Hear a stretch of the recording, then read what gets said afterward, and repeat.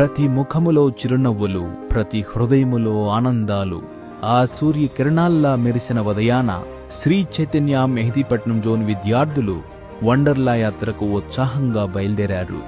15 బ్రాంచుల నుండి 130 బస్సుల్లో 650 మంది గురువుల పర్యవేక్షణలో 6500 మంది విద్యార్థులు మరిచిపోలేని సాహసయాత్రను ఆరంభించారు.